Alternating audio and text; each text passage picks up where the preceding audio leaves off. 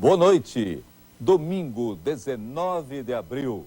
Está começando o Fantástico. O Fantástico entra na polêmica do pedaço de pano que seria a única prova material da existência de Cristo. E destaca também o Brasil na fila do INSS, onde o aposentado é bem atendido e onde é desrespeitado. Eu não mereço ser desrespeitada. Eu sou um ser humano. O teste da vaga no trânsito.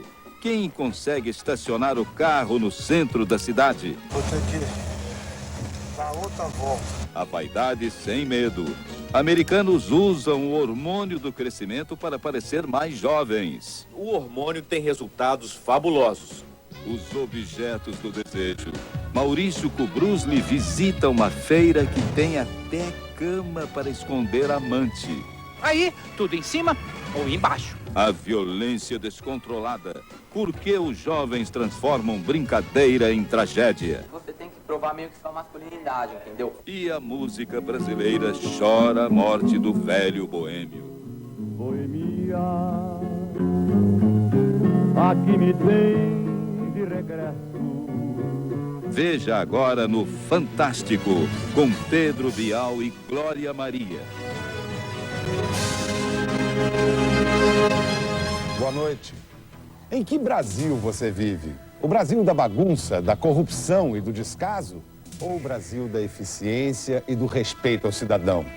Esses dois Brasis muitas vezes se chocam, se explicam e se desafiam no mesmo órgão do governo, provando que não existe nada que não possa ser melhorado ou piorado. Você vai ver agora como esses dois Brasis tratam os aposentados que procuram benefícios nos postos do INSS. Demora muito para começar a ver, né? Moça, ainda tem que chegar e ligar o sistema toda aí, né? Já começou, são 9 horas, que elas estão descansando primeiro. As mulheres que trabalham aqui estão descansando, contando a novela, para depois descer para trabalhar. Essa é a realidade. E o governo sabe disso. O relatório oficial da Previdência diz que Irajá é o pior posto do INSS do país. O aposentado Sebastião chega amparado pela mulher e pela filha. Cego, com 73 anos, ele precisa passar uma procuração. Parece coisa simples. Ele tá com a pressão alta. Vou conversar com alguém para ver se consegue ele passar à frente, né? Dona Maria Aparecida está tentando regularizar a pensão da irmã. A lei diz que a solução não pode demorar mais de 45 dias. Foi em agosto de 97 que a senhora deu entrada. Agosto, setembro, outubro, novembro, dezembro, janeiro, fevereiro, março, abril. E quantas vezes Dona Maria Aparecida veio no posto? De 15 em 15 dias, às vezes toda semana. O gerente aparece e pega os documentos. Promete providências. O posto de Irajá está superlotado. Essa multidão significa que nada aqui é resolvido rápido. Eu estou há quase 2 meses já. Para corrigir um número. Um número. Agora nós vamos entrar no setor de perícia médica. Aqui ficam as pessoas esperando pelo atendimento do médico. É uma multidão. A minha mãe chegou aqui 4 horas da manhã, entregou o cartão, mas até agora não foi chamada ainda. Cadê a funcionária? Ela aparece. Quer dizer, ela não está aparecendo para fazer chamada, não? E a gente aqui esperando. Estamos aqui desde 3 horas da manhã. Será que falta gente para trabalhar? O relatório esclarece. São mais de 100 funcionários, mas a produtividade deles é baixíssima. Lá em cima a gerência diz que não tem nada, quem é aqui com a dona fulana. A dona fulana aqui anda por aí, por aqui, por lá, não atende ninguém. E eu tenho vindo aqui toda semana, 2, 3 vezes, eu não aguento mais. Chega uma hora que ninguém parece aguentar mais. Fui no banco, não tem pagamento. Mandaram para a agência, não tem pagamento. Estou no banco. Há 2 anos para receber 2 salários. Tem um salário mínimo, eu pago passagem, eu pago 25 reais de passagem que eu devo. Tanta desorganização. Será que é só incompetência, falta de equipamento, falta de pessoal? Ou há alguma coisa a mais por trás disso tudo? Será que é só coincidência o fato do posto campeão da bagunça ser também o campeão da fraude? Nós tivemos um problema localizado de fraude há 3 meses atrás. Eu fui obrigado a afastar uma série de funcionários, afastar a chefia do posto. O superintendente do INSS percorre as instalações do posto. Segundo ele próprio, um ninho de fraudes. 2.000 falsos aposentados aqui deste posto estavam recebendo o teto de 10 salários mínimos. E nenhum deles precisou passar por isso. Estão me desrespeitando. Estão me desrespeitando. Eu não mereço ser desrespeitada. Eu sou um ser humano. Mas será que o INSS pode ser diferente? O repórter Alexandre Killing mostra que sim. Novo Hamburgo, na região metropolitana de Porto Alegre, é o maior polo das indústrias de calçados do Brasil. Tem 200 mil habitantes. 39 mil são aposentados ou pensionistas. É aqui que funciona o posto do INSS, que não tem filas. O atendimento é rápido, atencioso. O segurado da Previdência nem acredita. Foi assim com a auxiliar de contabilidade Rosa Maria Goetz, que chegou no posto às 10 da manhã para requerer a aposentadoria dela. Só para você não vestir 4 ou 5 que vão chamar o pensionista. Não ficou 40 minutos esperando. Mais 15 minutos para análise dos documentos que comprovam os 30 anos de contribuição da auxiliar de contabilidade e pronto. Aposentado. É só esperar em casa agora, a cartinha em casa. Aí não preciso mais vir aqui então. Isso mesmo. Em pouco mais de 1 hora, a dona Rosa consegue a aposentadoria. Foi ótimo. Adorei. No levantamento feito pelo INSS, o posto ganhou nota 9,7 pelo tempo que gasta para conceder benefícios. O melhor resultado deste posto, segundo a avaliação da Previdência, foi na produtividade, que mede a qualidade e a quantidade dos atendimentos. Resolvendo mais de 4.000 casos novos por mês, os funcionários daqui atingiram um índice de produtividade de 100%. No posto não se mede esforços para atender as pessoas. Esta funcionária foi até o carro resolver o problema de uma pensionista que só se movimenta em cadeira de rodas. Ela está assinando a procuração para uma, não sei se é filha ou alguém, quem é que está recebendo. A irmã dela recebeu o benefício por ela. Agora a senhora não precisa mais ir até o banco de cadeira de rodas? Não. De volta do céu para o inferno. No início da reportagem, nós mostramos 2 casos. Dona Maria Aparecida estava há 8 meses esperando pela pensão da irmã. O gerente apareceu e foi olhar os documentos. Agora resolveu? Resolveu, graças a Deus. E hoje foi rapidinho. Foi rapidinho. Obrigada a vocês, tá? O outro caso foi do aposentado Sebastião, cego e inválido. Era uma coisa simples, só uma procuração. Ele sentiu mais uma vez o que é enfrentar o posto do INSS de Irajá. Tem que ir no cartório ainda? Tem que ir no cartório. Depois volta aqui? Vou voltar, ela disse que tá até 1h30. E aí depois resolve? Não.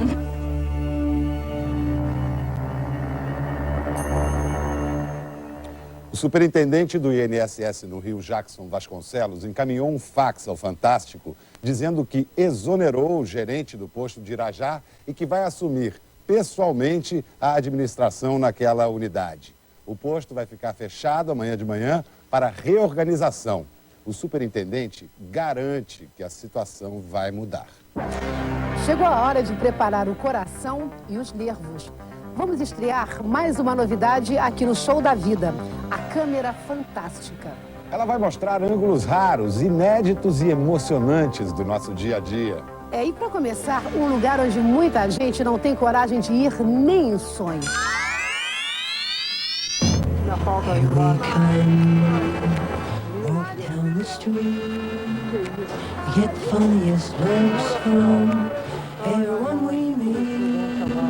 Ai, meu Deus do céu.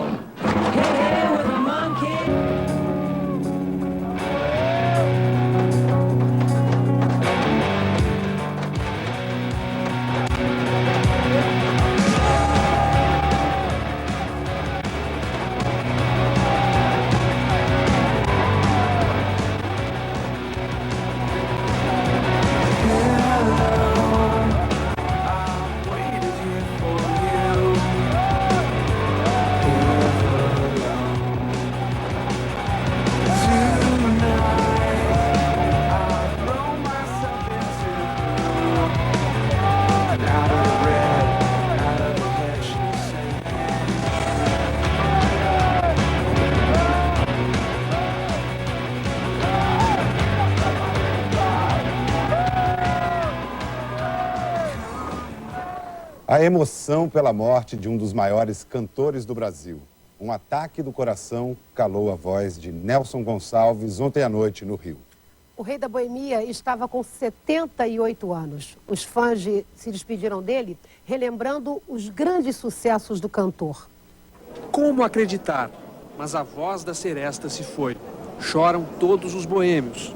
Quem já sentiu dor de cotovelo e quem se livrou dela e descobriu outra paixão. A primeira música que a gente ouviu, eu conheci meu marido e estou com ele até hoje por causa da música dele. A capa do LP, o ingresso de um show antigo, o último bilhetinho. Nenhuma despedida basta, nem a mais exagerada. Só Deus em cima e ele na terra. Uma devoção sincera que os ídolos de antigamente despertam. Mas o que mais tinha Nelson Gonçalves? A maior voz que eu vi. Tudo que vem dele, que vinha dele, era no nosso coração. Da rainha do rádio, Emilinha Borba, a rainha do palco, Ângela Maria, colegas de luto. O maior cantor do Brasil e uma figura carismática, uma figura maravilhosa. Nelson não queria parar. Adelino Moreira, o parceiro de mais de 300 músicas, tinha novos planos. Eu estava fazendo uma música para ele, pensando que iria ficar bem. Fiz uma música para ele. Lua Namoradeira. Um sussurro, ou quase um discurso. Mas para Nelson Gonçalves se reza melhor cantando. Nelson Gonçalves entrou na era do CD fazendo o sucesso de sempre. Mas na véspera de ganhar mais um disco de ouro cantando músicas da nova geração da MPB, foi o velho Nelson das Serestas que apareceu na boca dos fãs. Voltei pra rever os amigos de um dia. Caminhemos, talvez nos vejamos depois. E assim será maior o meu desejo, pois a recusa do beijo acelera o coração. Às 2h, o corpo do cantor seguiu num carro dos bombeiros, num cortejo que durou 1h30. Que Deus te acompanhe, meu filho. No cemitério São João Batista, no bairro de Botafogo, enterro de seresteiro. Pétalas, lenços, música. Voltei pra rever os amigos de um dia. Eu deixei a... Metralha. Por causa da gagueira, este era o apelido do ex-lutador de boxe e ex-garçom que entrou para a história da música brasileira como um de seus maiores intérpretes. Nelson Gonçalves viveu como cantava, intensamente. Boemia, aqui me tem de regresso. E suplicando te peço a minha nova inscrição. Meu nome é Antônio Gonçalves Sobral, gaúcho de Livramento. Minha vida sempre foi uma luta. Minha arma, minha voz. Meu destino, cantar. Uma saudade mortal. Em 61 anos de carreira, Nelson Gonçalves gravou 178 discos em 78 rotações, 310 compactos, 114 LPs. Ao todo, foram mais de 60 milhões de discos vendidos. Lá em Vila Isabel. O povo se habituou a me ouvir e se habituou até a comprar meus discos. Quer dizer, eu virei assim, uma espécie de móveis de utensílios do Brasil. Como é bom a gente ser querido. A carreira começou em São Paulo aos 17 anos. Quando mudou para o Rio, quase desistiu. Ari Barroso garantiu que ele nunca seria um bom cantor, mas errou. Na década de 50, nos anos de ouro da Rádio Nacional, Nelson se consagrou como um dos maiores cantores do país. Nelson sempre se orgulhou de cantar com técnica impecável. Eu canto com a vela aqui assim e a vela nem mexe. Não sai ar. Sai só o som da voz. Bate outra vez, com esperanças o meu coração. Mas nunca escondeu a emoção. Eu acho que só choram os homens fortes e os homens que amam realmente. Amar é viver. Amar e cantar o amor. Várias gerações se emocionaram com o boêmio apelido que Nelson ganhou depois da gravação de maior sucesso. Ele voltou, o boêmio voltou novamente. O vozeirão serviu também para seduzir muitas mulheres. Mas relações estáveis foram 4, que deram a ele 7 filhos, 5 deles adotivos e 13 netos. Uma das maiores paixões foi a última mulher, Maria Luísa, com quem Nelson viveu até o ano passado. Foi com ela que ele enfrentou a fase mais difícil da vida. Por desamor, entrei na droga. E por amor à minha mulher, saí da droga. Na década de 60, o cantor chegou a ser preso por causa das drogas. Eu via gata parida, eu via monstro, eu via bicho, eu via o diabo. Meu Deus do céu. Eu vou salvar, eu vou viver de novo, eu vou me recompor. Sem você, minha mulher. Recuperado, Nelson voltou a gravar e a fazer sucesso. Por favor, pensar em Deus. Nelson cantou com os grandes nomes de sua geração, como Ângela Maria. Te vejo nascer, respirar. Gravou com as novas gerações. Depois. Vida comprida, estrada longa. Ano passado, gravou Nada por Mim. Em janeiro deste ano, com a voz rouca, Nelson reclamou das músicas de hoje. Agora é bundinha pra lá, bundinha pra cá, um pouquinho da garrafa, a vassourinha. O que você acha dessas músicas? Eu acho uma imundice. E mostrou que continuava dono de um bom humor imbatível. O que você gosta de fazer quando tá à toa? Oh, não posso dizer. Mas já entenderam, né? Que linda estrela lá no céu surgiu, na hora exata que o cantor partiu. Há uma música com a qual eu gostaria de ser lembrado. Deusa do Asfalto, de Adelino Moreira. É cantando que carrego a minha cruz. Uma vida com muitas alegrias, algumas tristezas, rios de lágrimas, vitórias. Se não fosse o amigo violão, eu morria de saudade e de dor.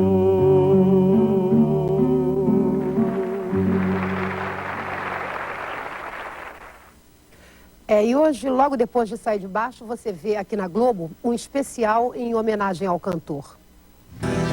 Seu carinho,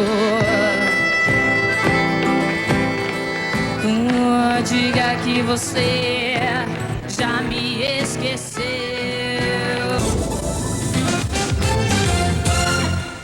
200 mil pessoas participaram hoje em São Paulo da procissão de Santo Expedito, o patrono das causas urgentíssimas.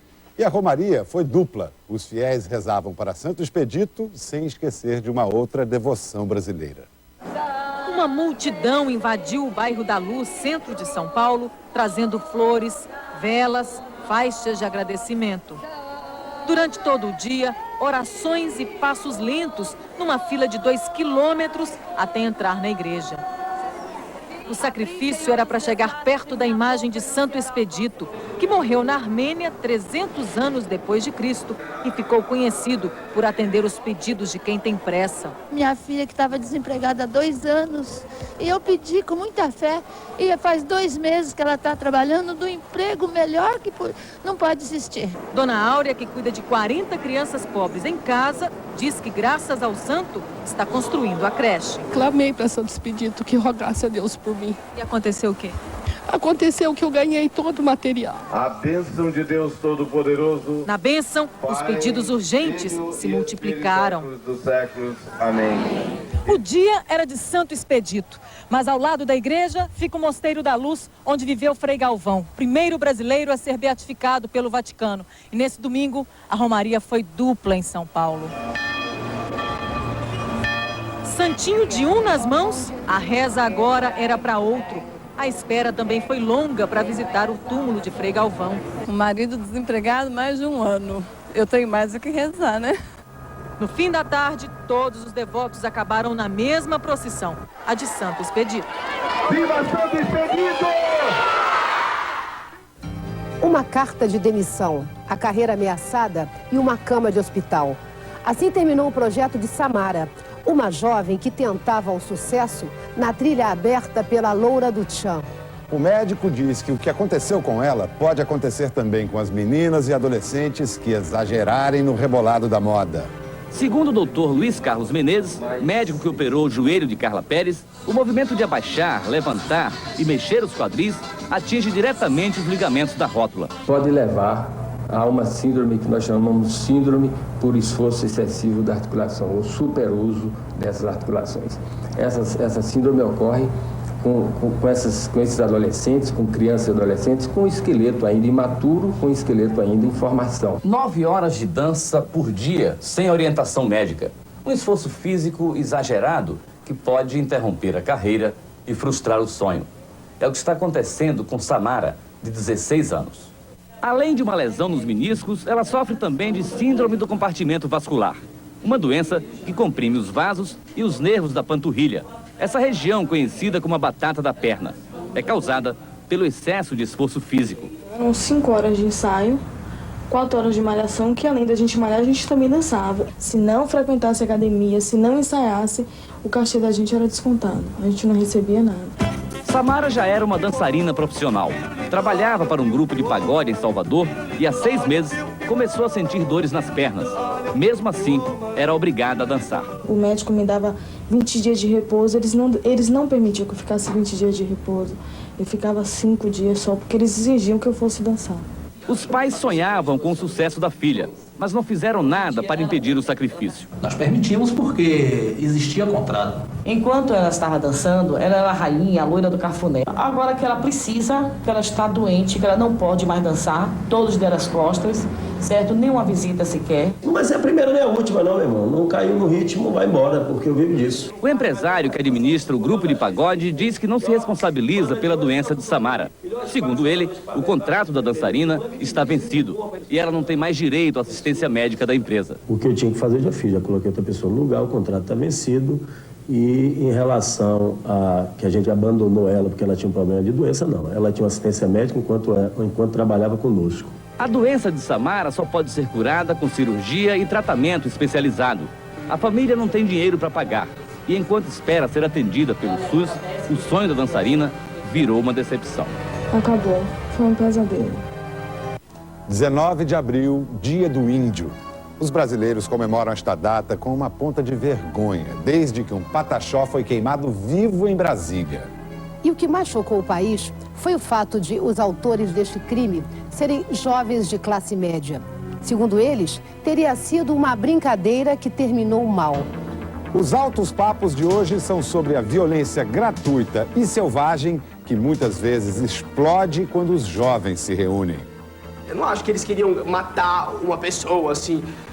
Eles queriam fazer uma brincadeira violenta, errada, mas que era uma brincadeira. E isso é uma coisa que todo mundo sabe. Eles podem estar querendo se afirmar de uma forma errada, mas é um jeito deles estarem se afirmando como adultos. O cara mesmo falou, meu, eu achei que fosse um mendigo. Poxa, e daí, entendeu? Seria a mesma coisa. O suposto mendigo era o índio Galdino, da tribo dos Pataxós, da Bahia. Ele estava em Brasília comemorando o Dia do Índio. Por determinação do Supremo Tribunal de Justiça, os garotos serão julgados por lesão corporal seguida de morte e não por homicídio, deixando no ar uma pergunta.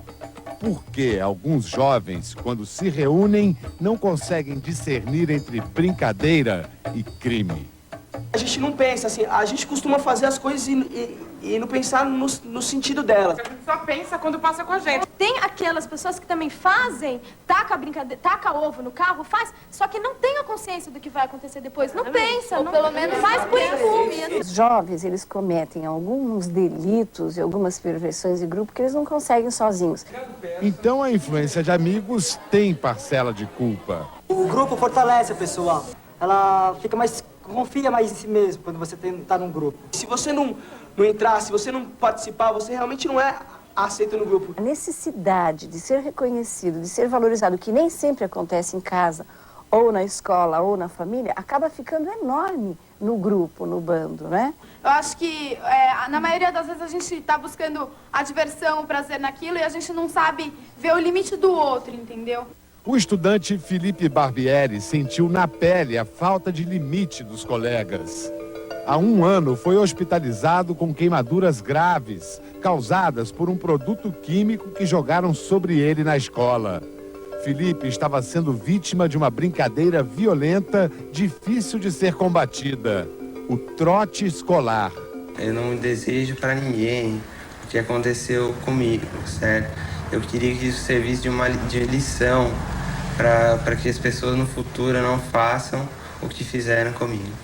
Mas não é bem assim que funciona. Você passa, todo mundo que é novato passa, aí fala, quando for a minha vez eu não vou fazer. O problema é que menino tem aquele negócio da pressão, de que você tem que provar meio que sua masculinidade, entendeu? Fizeram com você, você vai fazer também. Eu acho que é a falta de responsabilidade, assim. Acho que principalmente da nossa geração. Eu acho que o problema é que os pais estão tendo muitas dificuldades de ter coragem de colocar limites.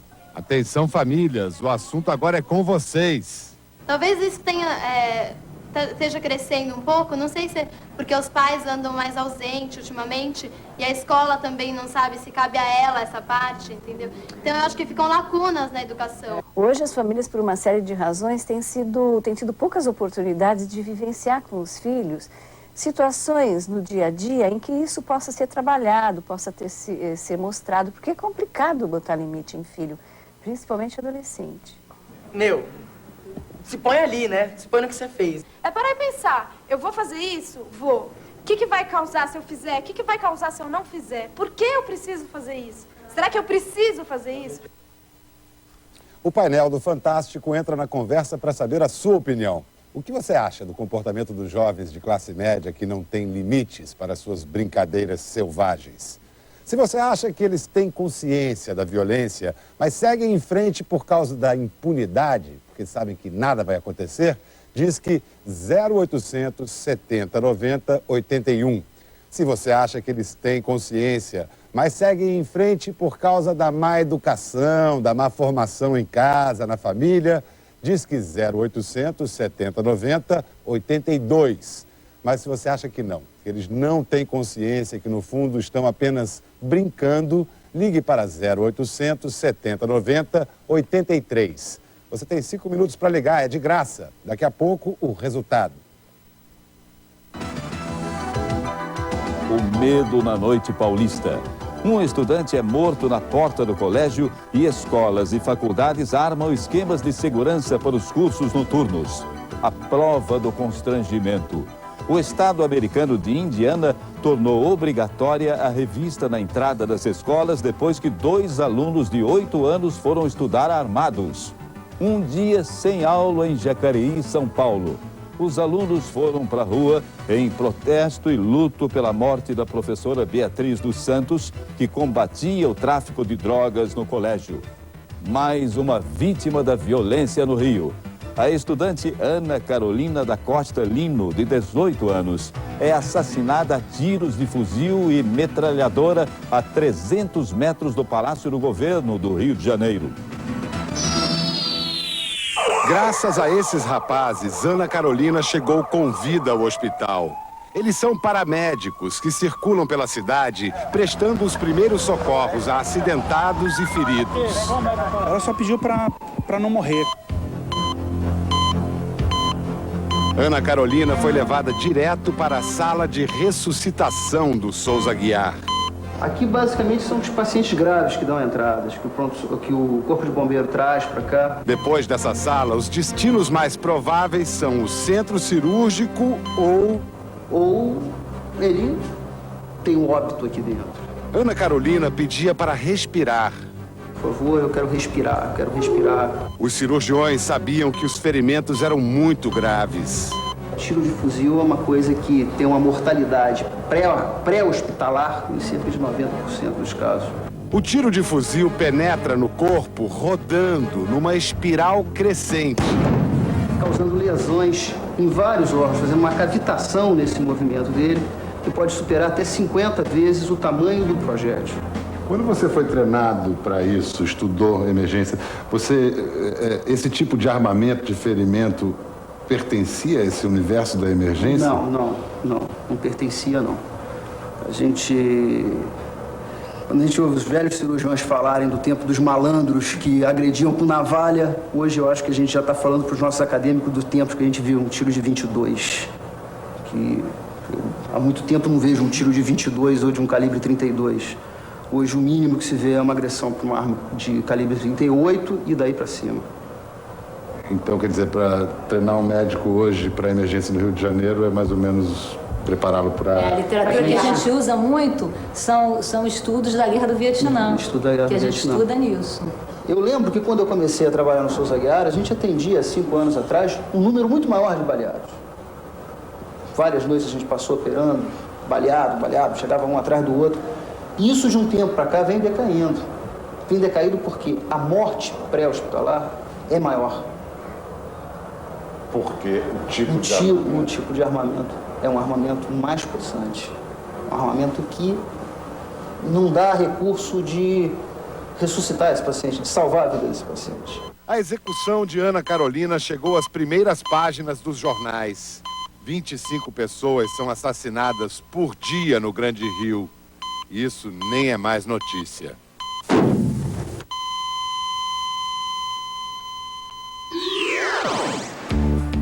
Canoe, o amigo dos macacos da ilha de Belize. I got it!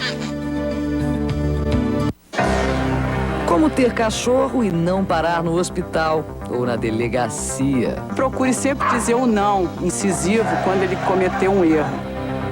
Esses assuntos e mais o resultado da pesquisa do painel do Fantástico, você confere logo depois dos comerciais.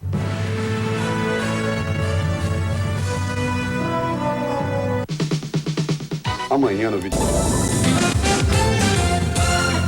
É grave o estado de saúde do ministro Sérgio Mota, internado com uma infecção pulmonar.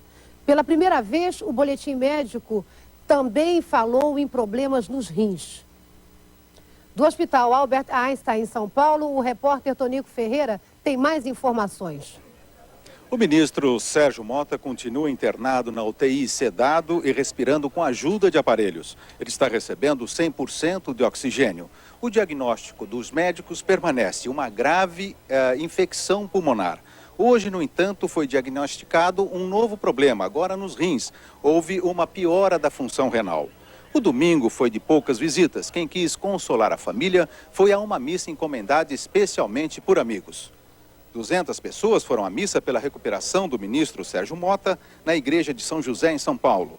O ato reuniu parentes e amigos, entre eles o ministro da Saúde, José Serra. De tarde, a mulher do ministro Sérgio Mota, Vilma, teve um rápido contato com jornalistas. Ela disse que o presidente Fernando Henrique vem se mantendo informado através de vários telefonemas a ela. Muito tranquila, ao lado das filhas, ela disse: o Sérgio está bem e nós também. Tonico Ferreira, de São Paulo. Vamos conferir agora o resultado do painel do Fantástico. Nossa pesquisa foi sobre a violência sem limites dos jovens de classe média.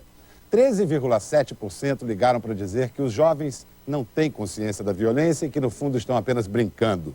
29,7% acham que eles têm consciência sim, mas que seguem em frente por causa da má educação, da má formação em casa, na família. E 56,6% ligaram para dizer que a garotada tem consciência da violência, mas segue em frente por causa da impunidade, pois sabe que nada vai acontecer. Bem, agora nós vamos conversar ao vivo com uma família que esteja assistindo a gente. Escolhemos a casa da atriz Neuza Borges. Neuza, o que você acha do resultado da pesquisa? Você também pensa assim? Olha, eu penso que a situação da impunidade é certa, mas eu também acho da má educação, por incrível que pareça. Eu sou ainda daquele tipo das mães antigas. Comida na hora certa, carinho e porrada também. Eu acho que é muito, muito mais vantagem as minhas filhas levarem uns tapas de mim aqui dentro de casa do que levar da vida, do que levar da cadeia, levar daí de marginais. Então, essa coisa de as mães hoje ainda têm essa coragem de dizer: eu não quero que os meus filhos passem o que eu já passei. Então, fico nessas conversinhas, abafando coisas, principalmente as mães que são mais, elas têm mais amor, não sei, são mais carinhosas, são mais protetoras, mas eu acho que isso tudo está errado. A má educação é sim responsável por isso. E a má impunidade, essa coisa horrorosa, nojenta, porque ser da classe média, por que não pode passar aquilo que os pobres, coitadinhos, estão passando? Isso é um absurdo no Brasil. Falou e disse, Neuza. Agora eu queria falar com a Undinalina e a Priscila para saber se é isso mesmo. Se no limite a gente aprende na palmada. E quero que vocês me confessem qual foi a brincadeira mais estúpida que vocês já fizeram ou pensaram em fazer. Eu nunca fiz nenhuma brincadeira estúpida com ninguém e nem pretendo fazer isso com nenhuma das minhas amigas. E por que os jovens fazem, os seus colegas? Da onde vem isso, na sua opinião? Bom, para mim vem do incentivo dos pais, porque as crianças, os adolescentes, eles fazem as besteiras e os pais passam as mãos na cabeça dos filhos e não estão vendo, não dão limite certo para eles. Então, em vez de passar a mão na cabeça, o negócio é palmada no bumbum, né, Neuza? Com certeza absoluta!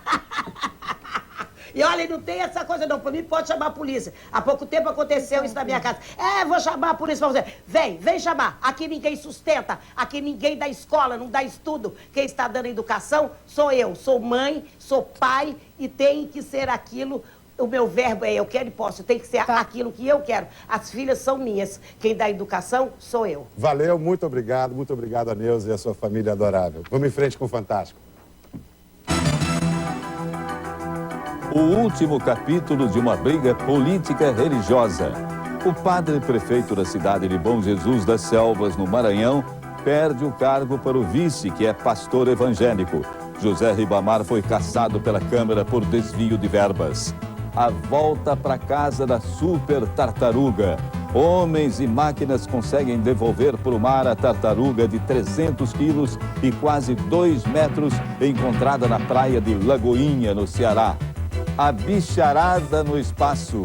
O ônibus espacial Columbia entra em órbita transportando 2.000 cobaias entre ratos, peixes e insetos. A NASA quer pesquisar os efeitos da gravidade no sistema nervoso dos animais. E Saddam vai parar atrás das grades. O pitbull que atacou várias pessoas domingo passado no Rio é recolhido pela prefeitura da cidade. Vai ficar em observação durante 12 dias. Eu sempre perdoo os cães pelos donos que eles têm. A consultora de cães, Inchelo Abreu, explica que existem órgãos reguladores que registram as raças desenvolvidas por criadores. Mas, no caso do pitbull, ele não é reconhecido em país algum. Mas como é que esse cachorro marginal, que morde e não solta, veio parar aqui? Porque, infelizmente, no Brasil estão sendo usados para rinha esses animais. Portanto, não vá colocar um pitbull no meio da sua família. Escolha o cachorro certo. Um cão bem educado, ele não precisa ser treinado. Para isso, tem uma atitude equilibrada. Não adianta você uma hora querer uma coisa e outra hora você rejeitar essa coisa. Então procure estar sempre com a disciplina e sempre gratificá-lo com afeto, com carinho, quando ele fizer as atitudes corretas. E procure sempre dizer o não incisivo quando ele cometer um erro. Jamais bater no animal. Para guardar a casa, escolha uma raça como a Rottweiler, que pelo próprio temperamento defende o dono. E lembre que as fêmeas fazem uma guarda mais eficiente.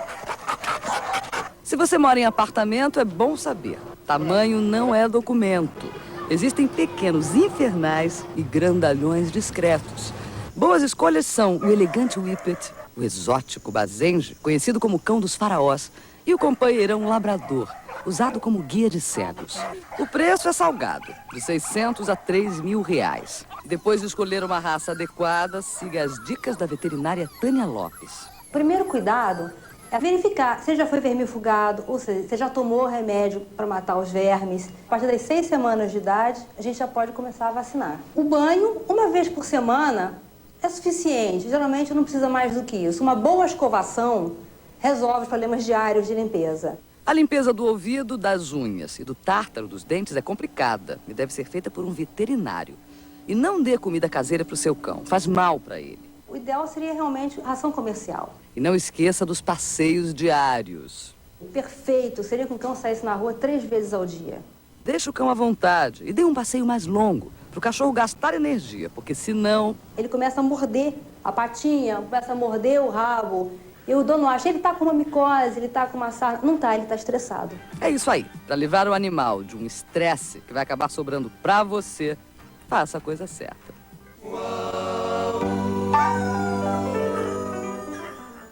Na selva de Belize, no Caribe, um menino criado com os macacos ajuda os cientistas a preservarem espécies raras. Conway, de 6 anos, é o personagem de hoje na série Amigo Bicho. Conway foi criado na floresta. Sobe nas árvores e se pendura nos galhos como os macacos. Ele é uma espécie de guia para o Dr. Robert, o ecologista americano que criou um parque de preservação às margens deste rio em Belize, o pequeno país da América Central. Aqui se tenta evitar a extinção dos últimos macacos gritadores pretos.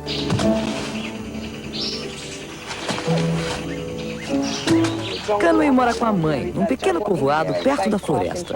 E ela está preocupada. Diz que viu um jaguar rondando a área. Ela pede ao filho para tomar cuidado, não andar sozinho no meio da mata. Arisco e perigoso, o jaguar só caça à noite, mas dependendo da fome, ataca também durante o dia. Costuma atacar crianças, mas o prato preferido é o macaco gritador. Uma vez por ano, o Dr. Robert vem dos Estados Unidos para trabalhar no Santuário de Macacos de Belize.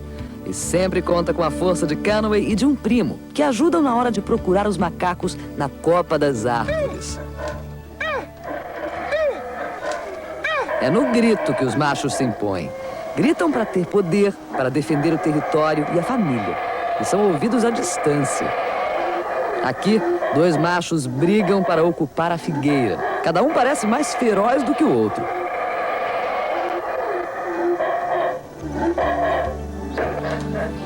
Depois de muitos gritos, o mais forte toma conta do lugar e traz a família. Os gritadores vivem em pequenos grupos. Um macho tem 2 ou 3 fêmeas. São agressivos com outros grupos, mas carinhosos em família. A floresta em Belize já não é mais a mesma.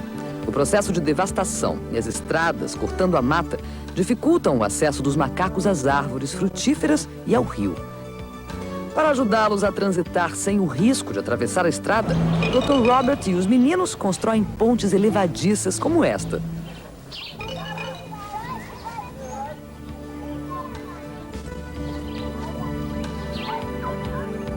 Dois novos pesquisadores chegam ao parque para ajudar a identificar, catalogar e medicar os macacos doentes. Eles usam dardos com sonífero para capturar os macacos. Conway está sempre ajudando. Depois de tratados, os gritadores são soltos e voltam para as árvores, alguns ainda meio tontos.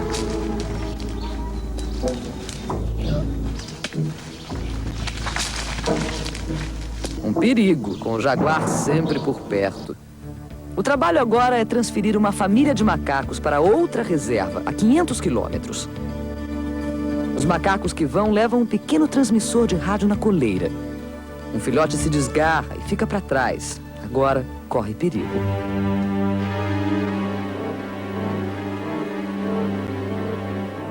Conway decide salvar o macaquinho.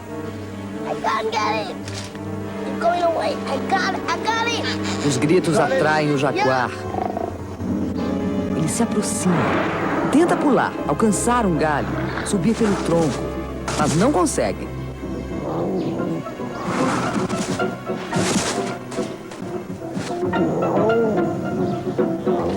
filhote está seguro. Canway se sente orgulhoso. Dias depois, Canway e o macaquinho chegam à nova reserva e logo partem em busca da família do pequeno gritador. A antena ajuda. Pela intensidade dos sinais, a mãe deve estar por perto. Canway, look right here. That's the mother.